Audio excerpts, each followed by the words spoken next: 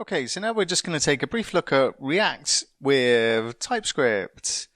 And there are some options when it comes to static type checking inside React. Initially, the only thing that was available was prop types. We would use property types inside React to declare the different types that our properties had, which is now considered legacy. And Facebook developed something called Flow to take care of the static type checking. Now, Facebook have not always had a lot of love for TypeScript, and it's only since React Scripts version 2.1 that they've actually integrated TypeScript into the developer build tools so that we can make use of it in React. It was possible to use it prior to that, but it would mean using a kind of extension to React Scripts that somebody else made. In this case, it was Microsoft. And the experience of using it with React was kind of sketchy. It would be a little bit frustrating, and trying to use it with Redux I found almost impossible and very annoying. But since version 2.1 of React Scripts, this is now a viable option to use inside a React project. Facebook have even included it in the documentation for React. So really there's two choices. Do you use Flow or do you use TypeScript? Now I've only briefly tried Flow once in the past, so my information may not be current, but research that I did, the general consensus is that people are divided, of course. Some people prefer Flow, some people prefer TypeScript. But what is factual is that TypeScript works incredibly well with VS Code, and Flow does not work so well with VS Code. And there are some complaints about its performance as well, and bugs that haven't been resolved. And the community in TypeScript is huge. All of the third-party libraries, or the majority of them that we use, will either have a TypeScript definition file included, or the community has created one and stored it on the definitely typed repository so that we can just install the types for the particular package we're using. So we're going with TypeScript for this, and I just want to run through a quick demo of how we use TypeScript in React. So let's see how we can use TypeScript in the context of our React application. And what I'm going to do is just export the interface for iCar. And I'm also going to export a const called cars. And I'm just going to set this equal to an array of car1 and car2. And we'll make use of this inside our React application. So I'm just going to go to the app.tsx file, and I'll just delete this stuff in here for now, just so we can focus on what we're going to look at here. And all I'm going to do is just create an ordered list. And what I'm going to do, I'm just going to bring in the cars from the demo file. This is our cars array, and we'll just map over these, and I'll specify car, and then I'll just create a list item. And inside here, we can make use of our car object. And if I start typing car, then what we can see is the IntelliSense we get from using this particular object inside our TSX file. We can see that a car object has a car, a model, and a top speed. So the IntelliSense we get from TypeScript is automatically better. So I can specify just, let's say, the car.color in this case. And if I hover my mouse over these different elements inside here, we can see that TypeScript already knows that the cars array is a type of iCar array, and therefore the car object is a type of iCar. And what we can also see inside React is that our component has been given a type as well. This function, this arrow function here, has been given a type of React function component. And what we can also do with TypeScript, especially third-party libraries that provide their own type definition files, React does provide its own type definition file. And if we want to get some documentation about what this particular type is, then what we can do is just right-click and go to its definition. And this will bring up the TypeScript definition file for React. And anything with a file type of .d.ts is a TypeScript definition file. And what we can see that this has got a type of FC, and this type here is just an alias for function component.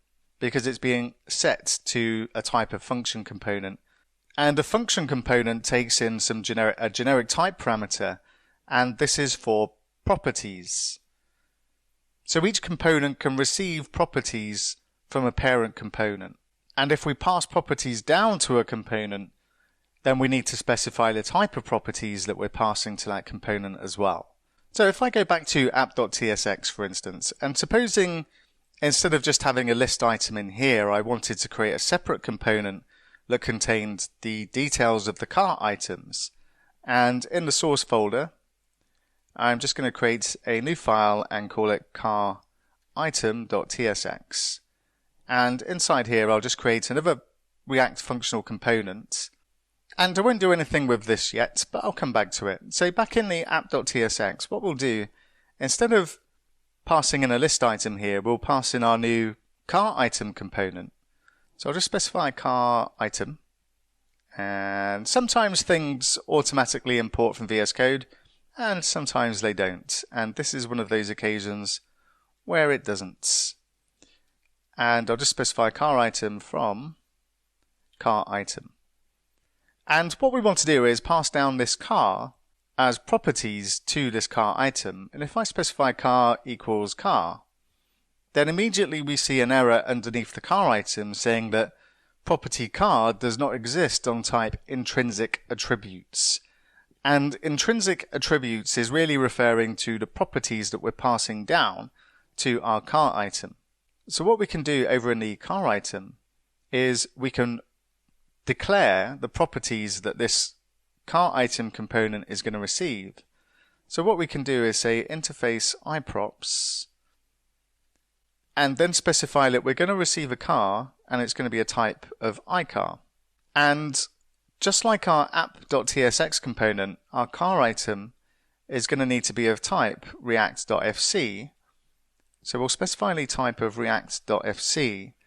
And one of the things that we saw earlier is that this takes a type parameter, a generic type parameter, for the properties that we're going to receive from the parent component. So inside the car item, we can specify iProps. And then we can specify as an argument the props. And inside here, let's just say h1. And we can specify props.car. And then we have access to the car properties inside our child component. And I'll just specify props.car.color. Now we won't typically specify props inside here. The preferred way to go about this is to destructure what we need from the properties objects that we have here. And all we need from this is the car. So what we would typically do is just specify the car in here, and then we don't need to specify props.car. We can use the car objects directly inside our component. So this is the system that we're going to be using in React. When we need to pass properties down to a child component, we'll typically declare an interface of the type of structure of the properties objects that we're passing to that child component. And then we'll typically destructure what we need out of that component so that we can use it inside here. And then we've got the full power of TypeScript IntelliSense, auto-completion, type safety, type checking, all within our React components as well. And the downside is that for sure there's a bit of upfront code because this would not be necessary inside a typical JavaScript React component. These bits of code here are extra that we write to ensure type safety. But this does normally pay for itself because it's going to highlight any possible typos that we might have as we type them. And we'll get instant feedback that we've made a silly mistake right now, rather than compiling our application, checking it in the browser, finding an error, searching for the typo which is not going to be underlined in JavaScript, and then resolving the problem. One other cool thing about TypeScript that I'll just mention at this moment in time as well is we've also got support for future features in React. And one of the things that we'll use on this course is decorators. Now, if we're just using normal React, then we don't have the ability to add decorator functionality easily because React don't trust it yet because it's only at a stage 2 proposal and is subject to change before it's implemented into JavaScript. But what we can use inside TypeScript is we can simply add support for experimental decorators, and this will enable us to use that functionality inside our application. Now, we will be using those when it comes to MobX because it just makes our code look a bit cleaner, really. But because we're using the TypeScript compiler, then this is going to compile our code into JavaScript. So even though there's no full support for decorators in JavaScript, our code is going to be compiled down into ES5 JavaScript, so it will be perfectly valid working JavaScript code. So this is as far as I'm going with the introduction to TypeScript, and I know this is brief, but we're going to be practicing a lot on this course about what we're doing with React and TypeScript. So don't worry if you don't fully understand TypeScript yet. I guarantee you by halfway through this course you'll be very familiar with using TypeScript and React. And as I mentioned, I'm not saving any of these changes, so I'm just going to literally discard all changes and discard all 4 files, just to go back to where we were before.